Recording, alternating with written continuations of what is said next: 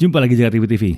Kali ini kita akan bahas smartphone yang satu ini. Iya, ini adalah Samsung Galaxy M51, smartphone dengan Snapdragon 730G dan baterai besar sekali 7000 mAh.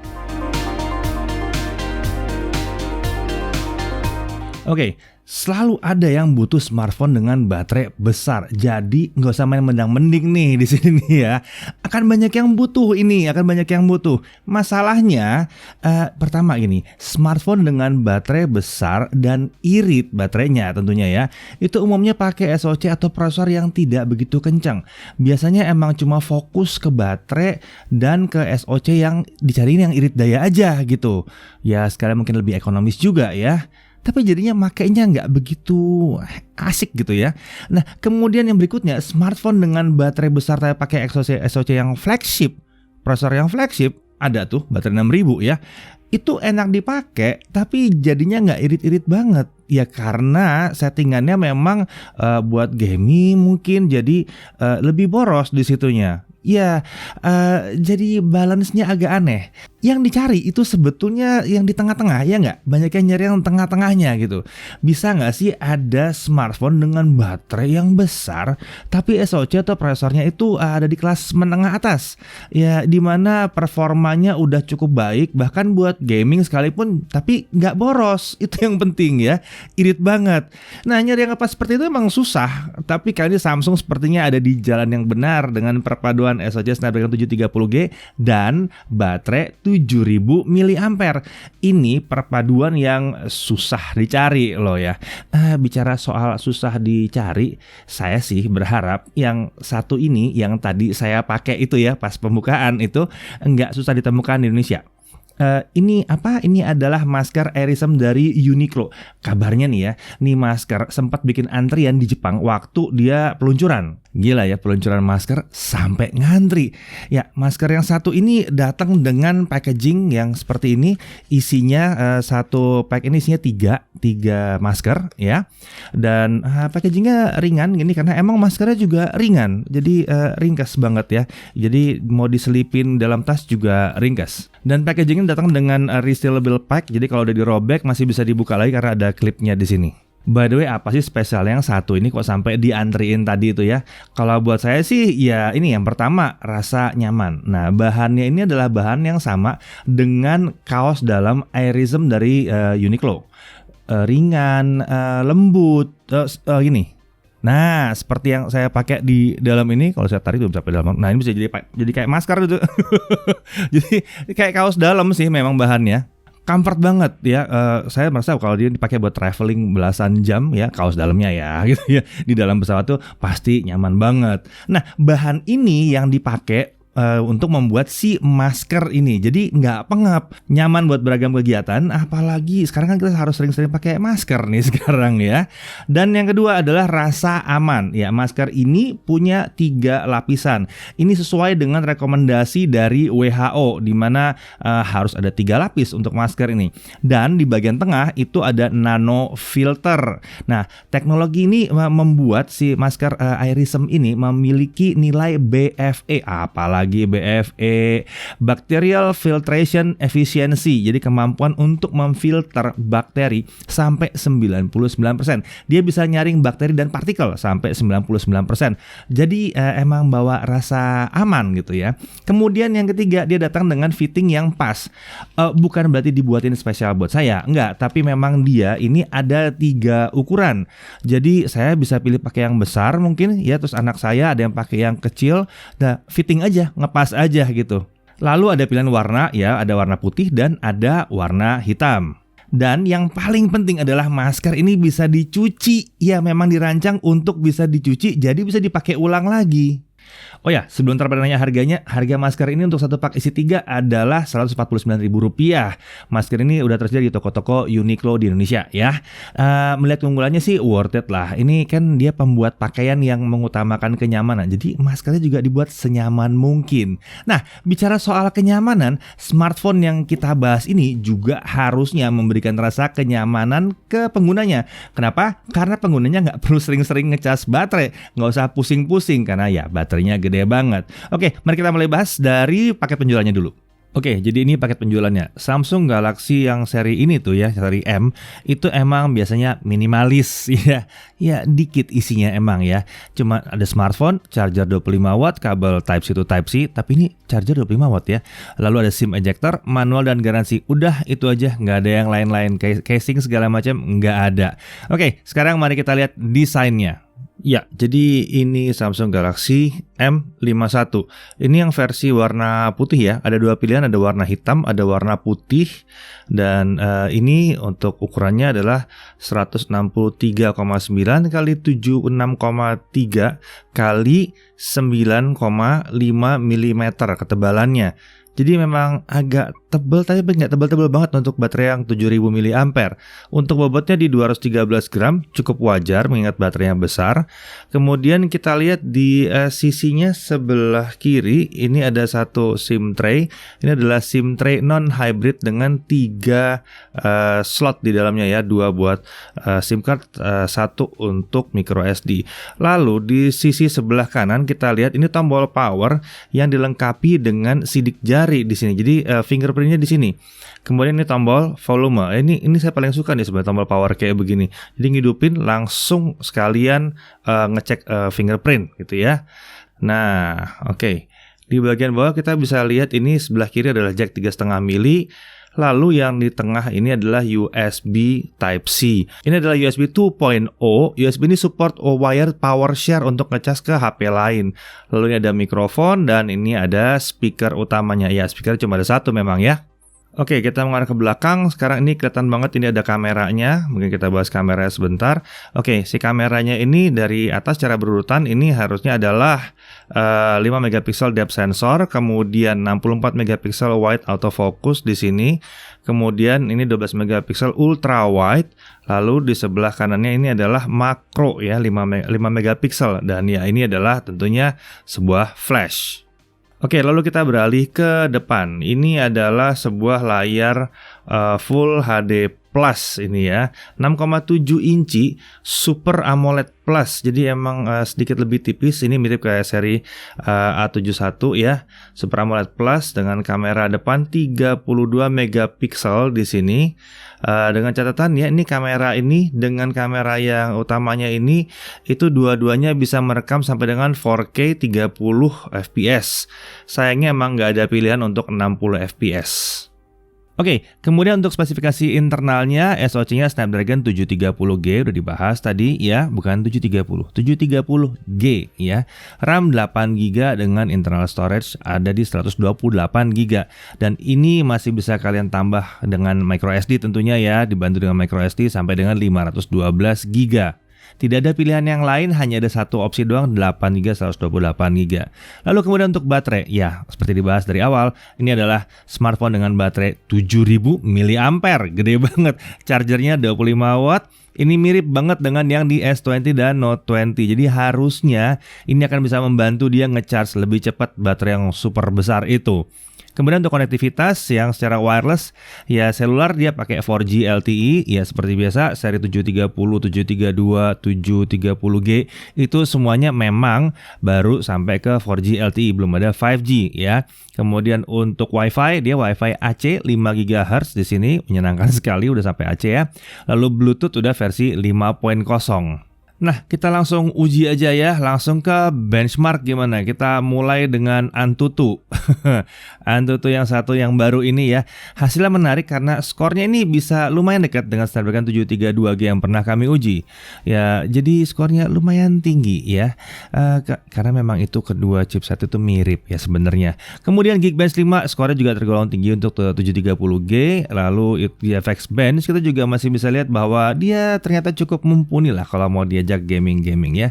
Tapi kalau bicara soal gaming, mendingan kita langsung pengujian game aja. Kita start dengan game PUBG ya.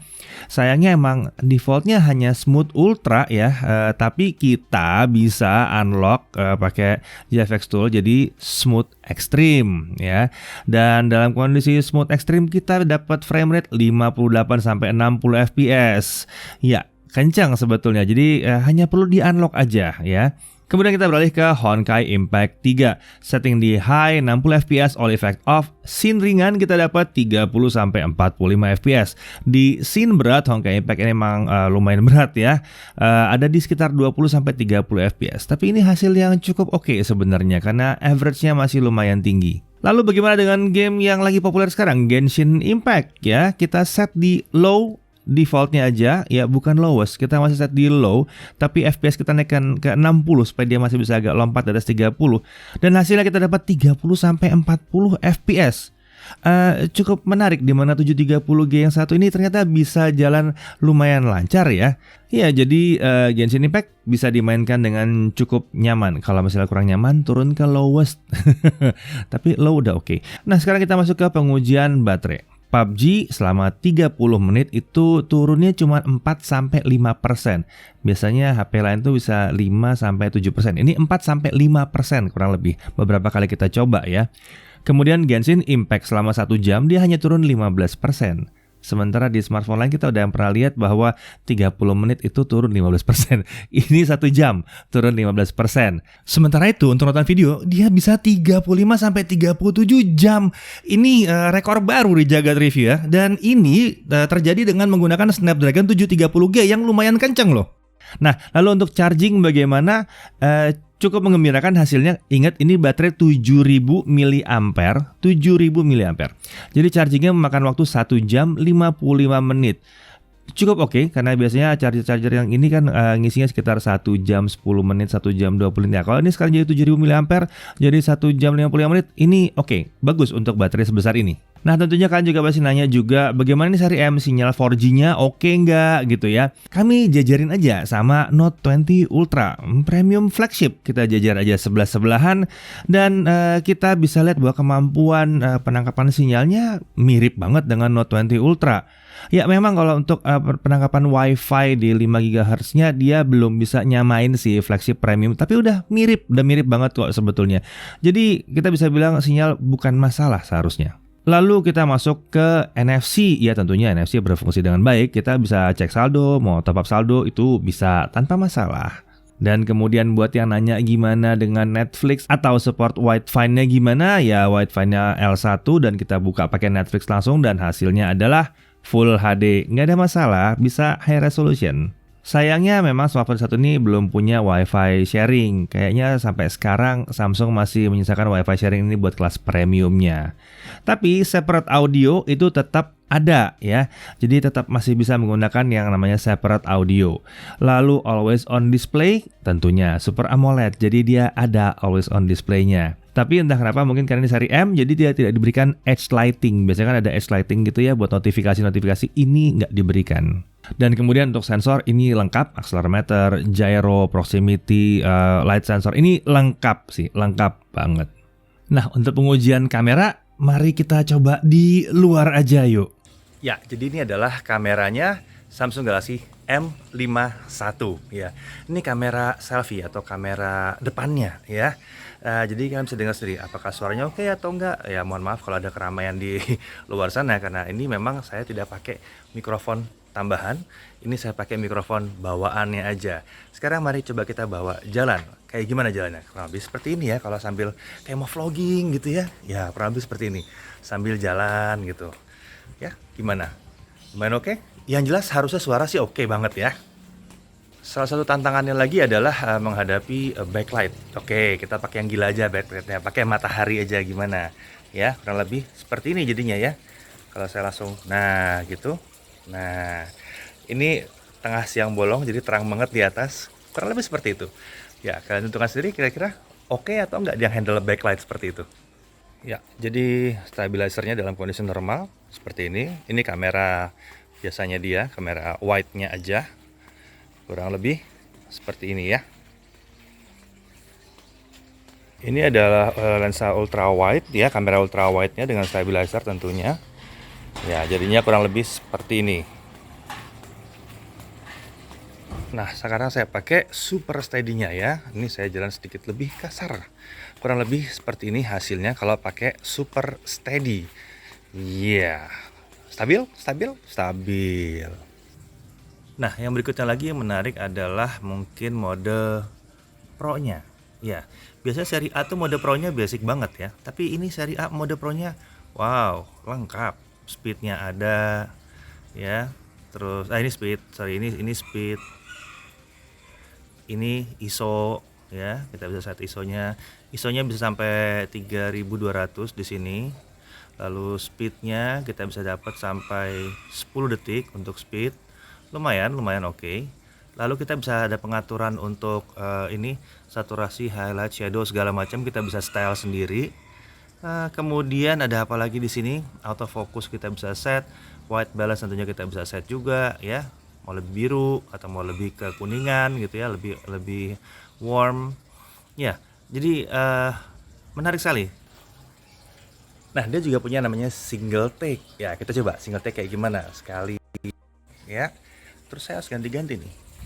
Yeay. Oke, muter-muter begitu gitu ya. Deketin, jauhin lagi gitu. Dan hasilnya kurang lebih kayak begini. Nah, tuh. Jadi yang begini. Tuh, dipilihin aja nanti mana yang disukai, mana yang dibutuhkan. Tuh ya. Satu hal lagi yang menarik adalah dia punya mode makro. Coba kita lihat mode makro. Nah di mode makro ini dia bisa fokus di kisaran 3 sampai 5 cm. Nah, jadi bisa fokus dekat begitu. Tuh, dekat banget ya. Tapi emang nggak bisa kalau jauh, jadi buram. Ya. Ini adalah mode makro. Untuk kamera wide emang enak buat foto kayak begini, ya. Cuman kalau misalnya saya mau foto yang lebih luas, misalnya kayak gini, kayaknya kurang. Jadi saya harus pindah ke, nah begini ya, pakai ultra wide. Mungkin jadinya lebih asik ya, bisa lebih luas ya. Ini pakai wide saja, ini pakai ultra wide.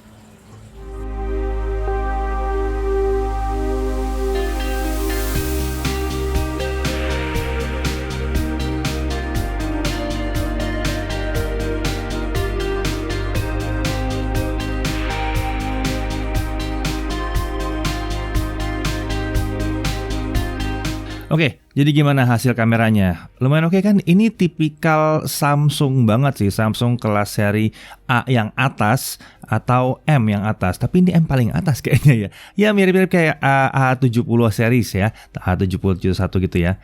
Jadi bagus hasilnya, walaupun memang belum sekelas dan fiturnya belum selengkap seri premiumnya Samsung. Tapi udah oke banget. Untuk harga, Samsung Galaxy M51 ini dijual di harga Rp5.499.000. Ini adalah harga SRP atau harga yang dianjurkan. Harga yang pantas sih kalau ngeliat fitur, performa, dan terutama daya tahan baterainya yang gila-gilaan. Apalagi kalau ingat bahwa smartphone Samsung umumnya dijual di bawah harga SRP, ya kan? Bener nggak? Nah, dalam masa pre-order umumnya akan ada bonus-bonus menarik. Dalam pre-order pertama bahkan dapat Galaxy Buds dengan harga segini. Nah, untuk bonus pre-order kami belum dapatkan saat video ini dibuat. Nah, kami akan taruh di dalam kolom deskripsi ya. Oke, jadi sama dengan seri M yang lainnya, M51 ini juga dikhususkan untuk online. Jadi mungkin ini akan jadi masalah untuk nyari di pasaran offline. Tapi hari gini mungkin emang baiknya carinya online sih ya. Dan kemudian tidak adanya case dan screen protector memang agak menyulitkan buat yang beli. Ini agak ngeri-ngeri sedep gitu ya. Karena kan case belakangnya juga bukan yang metal atau gimana, bisa takutnya mungkin bisa scratch gitu. Jadi baiknya kalau kalian mau beli ini ya kalian beli dulu case-nya baru beli smartphone-nya. Jadi begitu smartphone-nya datang langsung bisa dipasangin gitu ya.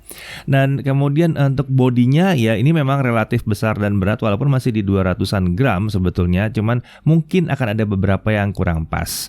Tapi buat saya sih, buat kami baterai 7000 mAh bisa dijejalkan ke dalam bodi segini. Ini sih udah hebat banget sih. Kami nggak protes ya.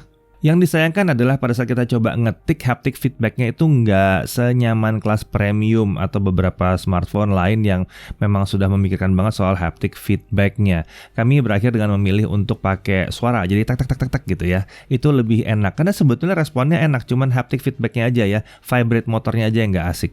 Dari sisi SoC 730G yang ada di sini ternyata memang nggak jauh beda dibandingkan 732G ya. Bahkan di gamingnya pun kita bisa lihat dia nyaman sekali, nggak ada masalah untuk kelasnya tentunya ya. Lalu baterai besar dari M51 ini membuatnya cocok untuk siapapun yang butuh HP yang baterai tahan lama ya, mau gaming tanpa ngecas dan lain-lain tuh ya bisa tahan lama gitu. Dan jangan lupa ya, dia emang bisa nonton video 35 sampai 37 jam. Itu gila sih, awet banget baterainya. Charger 25 watt juga bantu, jadi dia ngisinya lumayan cepat ya, sudah tergolong cepat untuk baterai sebesar ini. Dan layarnya emang nggak 90 atau 120 Hz, tapi kami nggak protes karena tampilannya keren banget ya. Tampilannya si Super AMOLED Plus ini keren banget, warnanya oke banget dan ngeresponnya juga enak, respon terhadap swipe juga enak banget. Jadi kita nggak ada komplain bahwa dia pakai layar 60. Dari sisi kamera ini memang mungkin bukan jawarannya resolusi, ya bukan kamera yang gimana-gimana banget, tapi kualitasnya emang tetap standarnya cukup tinggi. Berhubung ini adalah Samsung, jadi kalau dipakai buat vlogging juga masih enak. Dan untuk foto dia punya mode Pro ya. Meski memang pilihan frame rate terbatas di video cuma sampai 30, tapi urusan stabilisasi ini tergolong bagus banget dan audionya oke banget. Pada akhirnya kalau kalian cari smartphone yang layarnya keren, tampilannya, baterai super besar, prosesornya kencang, untuk kelas menengah, M51 ini bisa jadi pilihan yang baik. Dia cocok buat casual gamer yang gak mau kehabisan baterai, cocok untuk semua yang aktif di luar ruangan atau outdoor ya, cocok untuk HP kedua nemenin HP flagship kalian ya, yang gak perlu terlalu dipikirin jadi baterainya. Tampilan juga keren dan masih bisa diandalkan buat banyak hal, dan cocok untuk apa lagi ya? Kalian tambahin deh di kolom komentar kira-kira dia cocoknya buat apa aja gitu ya. Yang jelas baterainya badak dan dipakainya enak. Saya Didi Irfan, Jaga TV TV.